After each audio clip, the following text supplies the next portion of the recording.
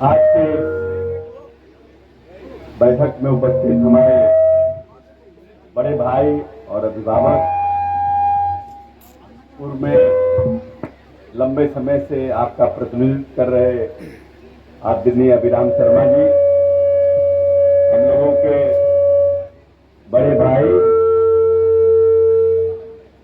और दो पुस्त जिनके साथ हमारा संबंध है, हमारे पिताजी और इनके पिताजी अभिन्न मित्रों में से थे।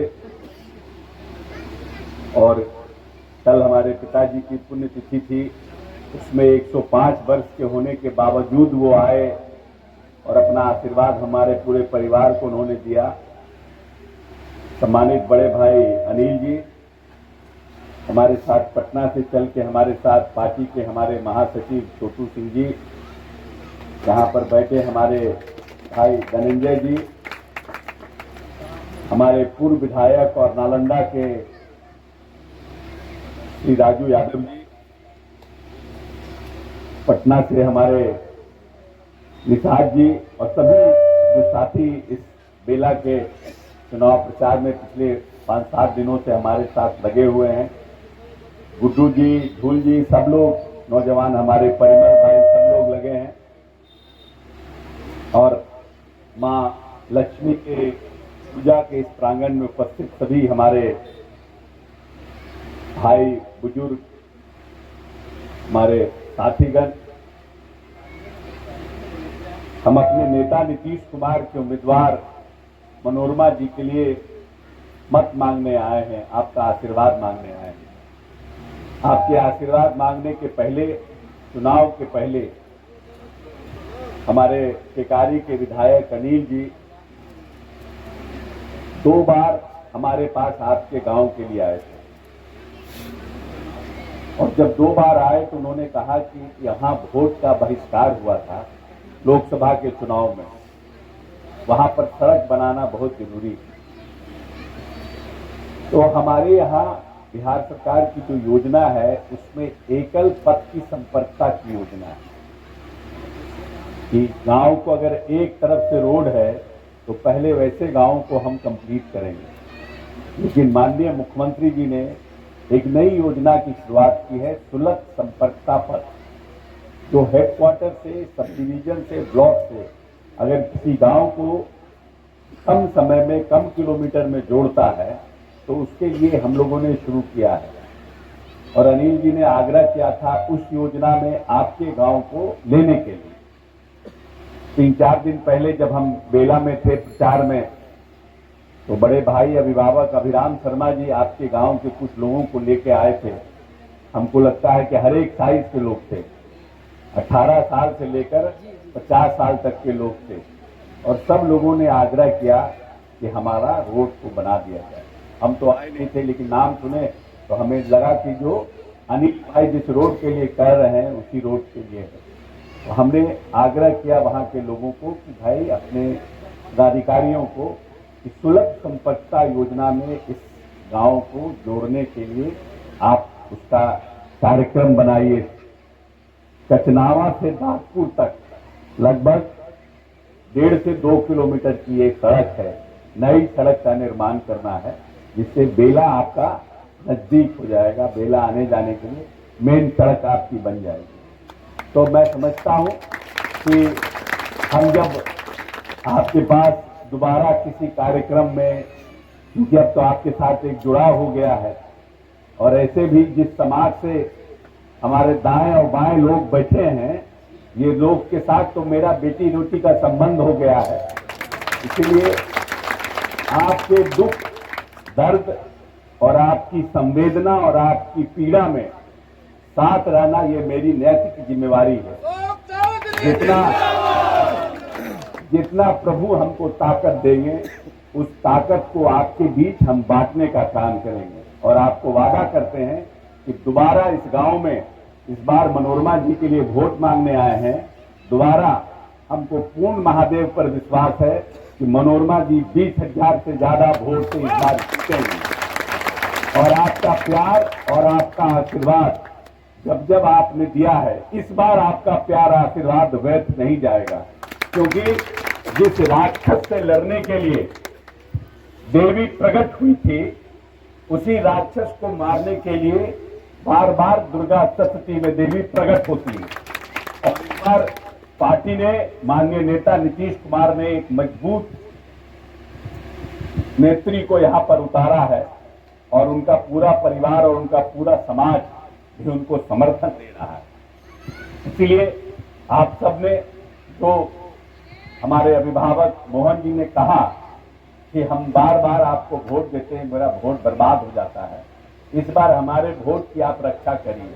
इसलिए हम समझते हैं कि आपके वोट की रक्षा करने का प्रण ऊपर की जो शक्ति है उन्होंने लिया हुआ है और हम अपार वोट से जीतेंगे।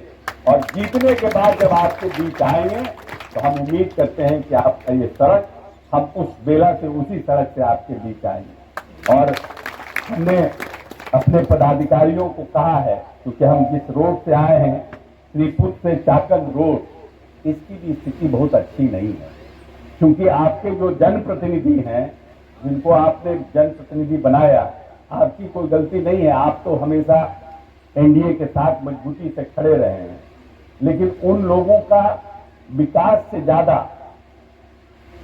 लोगों के ठीका पट्टा में ज्यादा ध्यान रहता है। कोई अपने बेटे के नाम पर, कोई भतीजे के नाम पर, और जो आम जनता को सरकार की योजना का फायदा मिलना चाहिए, उसमें भी भ्रष्टाचार करने का काम करता है। जो स्थिति है इस रोड की श्रीपुर से चाकन, उसको भी हमने कहा है जल्द से जल्द उसको रिपेयर करने के लिए। महादेव चाहेंगे कि चुनाव के पहले उसमें काम लगना चाहिए, क्योंकि कलेक्टर साहब ने भी लिख करके दिया है कि चुनाव के मद्देनजर इस सड़क को बनाना बहुत जरूरी है, जिससे कि हम पेट्रोलिंग करने में या हमारा पारदर्शी चुनाव हो पाए, उसके लिए भी ये जरूरी है। हम समझते हैं कि विभाग उस पर काम कर रहा है, जल्द से जल्द उस पर भी काम लगेगा। हम आपको वादा करते हैं, जितना प्यार, जितना स्नेह, जितना आशीर्वाद हम सभी बापू को, हमारे राजू जी को, हमारे बड़े भाई अनिल जी को, अभिराम भैया को, सब लोगों को आपने दिया है, हमारे साथ साथ हम पूरे बापू आपकी पूर्ण रक्षा का वादा करते हैं और आपके विकास के लिए जितना प्रयास होगा उतना प्रयास करेंगे। बहुत प्यार से लोग आए थे और बहुत उम्मीद से लोग आए थे हमारे पास, हम उस उम्मीद पर खरा उतरेंगे।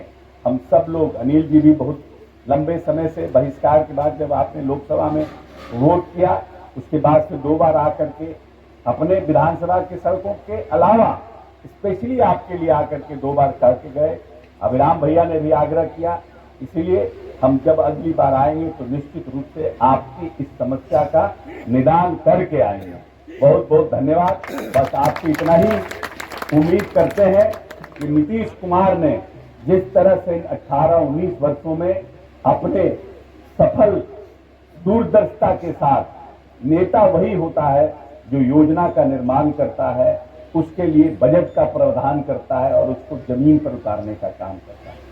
22,000 करोड़ का बिहार का बजट था जब नीतीश कुमार ने इस बिहार की बागडोर संभालने का काम किया था। मात्र 22,000 करोड़ का बिहार था, और आज आपके प्यार आशीर्वाद से अपने 19 साल के टर्म को ये 24 नवंबर को माननीय नेता पूरा करेंगे।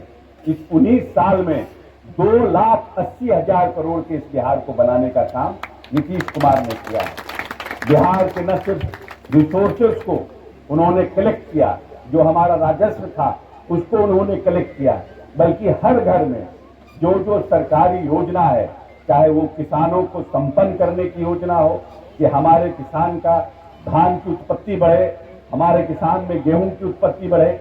जब नीतीश जी आए थे तो बिहार को इस हिंदुस्तान में सबसे पिछड़ा राज्य माना जाता था, और कृषि के क्षेत्र में तो हमारी हालत और खराब थी। लेकिन पिछले 5 वर्षों से देश का कृषि का जो सबसे बड़ा पुरस्कार है, कृषि क्रमण पुरस्कार, वो बिहार को मिल रहा है। बिहार जीत रहा है।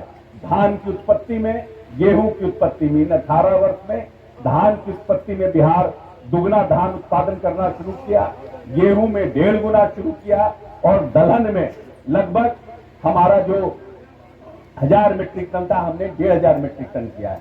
तो हम हर तरह से अपने बिहार को आगे बढ़ाने का प्रयास कर रहे हैं और हर घर बिजली, हर घर गली गली, हर घर नल जल योजना की शुरुआत की। हमारे नेता ना अगड़ा है, ना हमारे नेता पिछड़ा है, ना हमारे नेता हिंदू है, ना हमारे नेता मुसलमान है।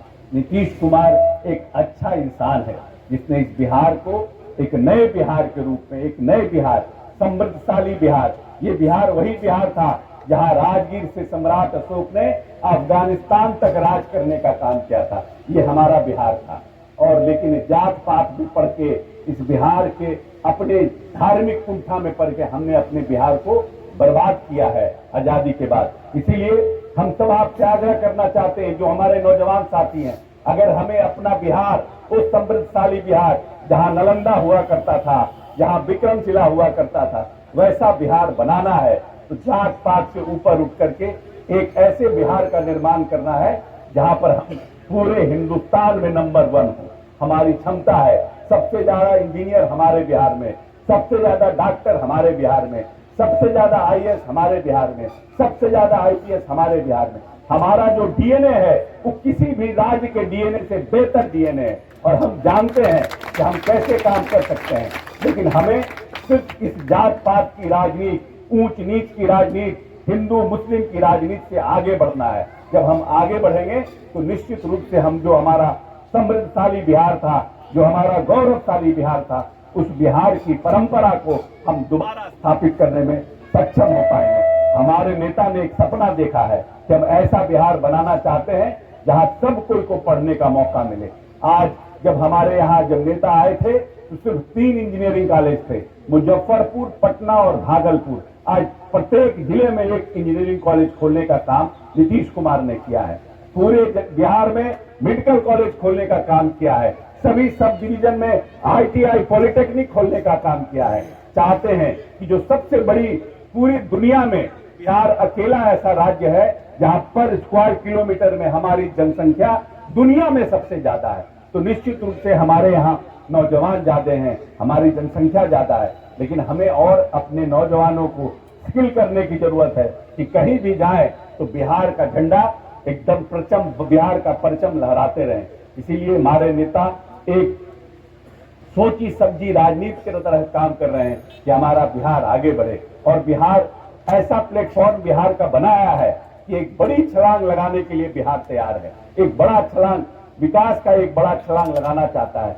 जब बिहार में नीतीश कुमार आए थे मुख्यमंत्री बनके, तो बिहार के प्रत्येक व्यक्ति का औसत आय 7,000 रुपया था, मात्र 7,000 रुपया। और आज पूरे बिहार में 37,000 रुपया औसत इनकम बढ़ाकर उन्होंने किया है। ये हमारी उपलब्धि है। हम आज भी सबसे ज्यादा विकास दर से, देश के विकास दर से आगे बिहार का विकास दर है। सबसे तेज गति के विकास से दर से हम आगे बढ़ रहे हैं। लेकिन अभी हमें और भी कुछ सेक्टरों में काम करने की जरूरत है। हमारे नेता की नीयत साफ है, हमारी नेता का मकसद साफ है कि हम किसी भी तरह, उन्होंने कभी किसी परिवार को, नीतीश कुमार कहते हैं कि पूरा बिहार मेरा परिवार, उन्होंने अपने परिवार के किसी लोगों को आगे बढ़ाने का काम नहीं किया। उन्होंने कभी जात पात नहीं किया। उन्होंने ये नहीं कहा कि जो मेरे घर पर वोट, जो हमारी पार्टी को वोट करता है पहले उसका काम करो। उन्होंने कहा हर घर जल, हर घर बिजली, हर घर नली गली का निर्माण, योजना का नाम उन्होंने उस तरह से दिया है। तो जो व्यक्ति इस बिहार को एक नई ऊंचाई पर ले जाने का क्षमता रखता है और 18 वर्ष के कार्यकाल में उन्होंने दिखाया है कि कैसे हम बिहार को आगे बढ़ा सकते हैं। आप ध्यान करिए, जो लोग बुजुर्ग यहाँ बैठे हैं, शायद 18-19 वर्ष के जो बच्चे हैं उनको याद नहीं होगा किस तरह से ये पूरा मगध धार्मिक उन्माद में, जातीय उन्माद में और नक्सलों के पूरे फसाद में पड़ा हुआ ये मगध का इलाका था। कैसे इसको बाहर निकालने का काम किया गया, कैसे इसकी जो पूर्व की सरकारें थी उसमें पूरे मगध, शाहबाद, नवादा का जो हमारा इलाका था 118 नरसंहार हुए थे। लेकिन जब से नीतीश कुमार ने बागडोर संभाला है, एक भी जातीय उन्माद इस प्रदेश में नहीं हुआ, एक भी धार्मिक उन्माद इस प्रदेश में नहीं हुआ। क्योंकि माननीय नेता का मकसद है कि हम हरेक जो गांव है उसको हम विकसित करने का काम करें, चाहे सड़कों का निर्माण हो, चाहे पुल पुलिया का निर्माण हो, हर क्षेत्र में उन्होंने काम करने का काम किया है। इसीलिए आइए अपने नेता के मनोबल को बढ़ाने के लिए और बिहार के विकास को एक ऊंची छलांग लगाने के लिए 13 तारीख को माननीय मनोरमा देवी जी को, जो हमारे नेता नीतीश कुमार के उम्मीदवार हैं, उनको तीर छाप पर ईवीएम में 1 नंबर पर तीर छाप पर वोट देकर विजय बनाने का काम कीजिए और हम सब जो लोग यहाँ आए हैं उनको अपना आशीर्वाद देने का काम कीजिए। बहुत बहुत धन्यवाद। सर नमस्ते सर जी। शिक्षा में बोले कि नालंदा विश्वविद्यालय, तक्षशिला विश्वविद्यालय जो भागलपुर का है, लेकिन इतना बड़ा विद्यालय रास्ते भर में इस गांव के चारों तरफ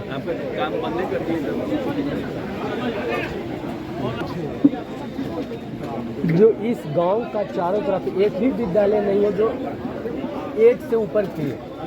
हर पंचायत में +2 विद्यालय का निर्माण हो रहा है जी, कक्षाओं का निर्माण होगा। हम समझते हैं बहुत जल्दी इस योजनाओं को सरकार धरती पर उतारेगी। हम लोगों ने प्रयास किया है कि ज़्यादा से ज़्यादा पंचायत कवर हो जाए, जो पंचायत छूट गए हैं वहाँ पर भी +2 विद्यालय का निर्माण बहुत जल्द होगा।